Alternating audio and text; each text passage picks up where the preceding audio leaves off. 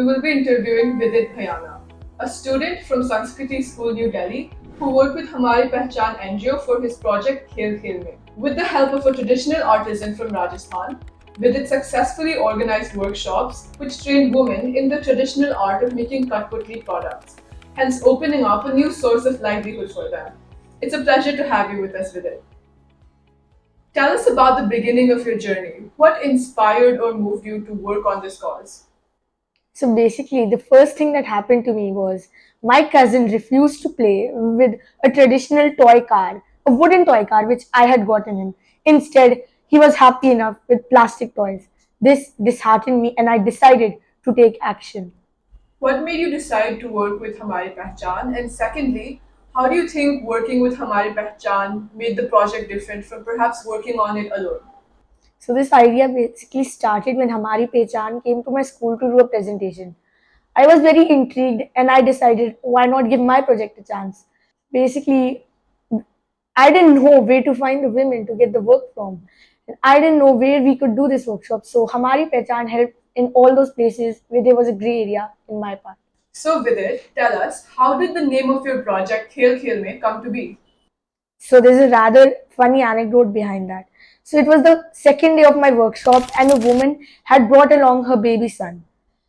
He was playing with a doll which he had just made, and her husband was rather enraged to see him playing with a feminine toy, a doll. But his wife dissuaded him and said that ये बस खेल खेल में था. So that's how my project name came to be. How do you think this project helped you as a student? So basically, this project helped me like to organize such a large event.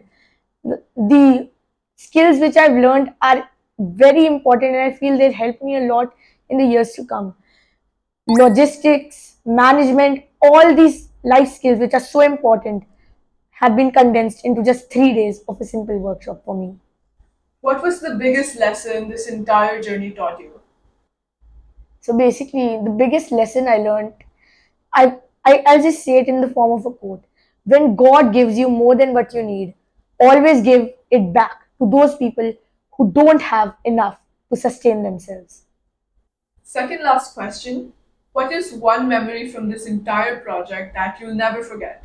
So it was the third day of the workshop, and a lady was called by her husband, and he told her to come back home quickly to take care of the children. But she said that she couldn't come back because she was learning this art for the sake of her children, to ensure that the additional amount she would earn would be for her children, to ensure that they grow up in a better state.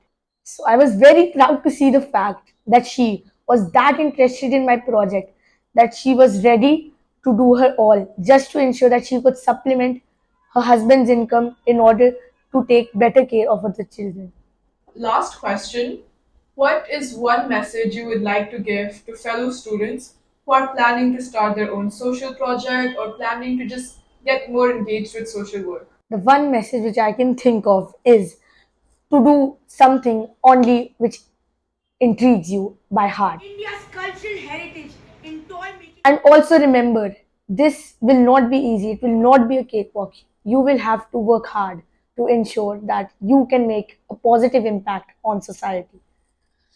I would also like to say that no matter how small and insignificant it may seem to you, when done properly, it can cause miracles to society. Thank you so much for this interview, Vidit. Welcome.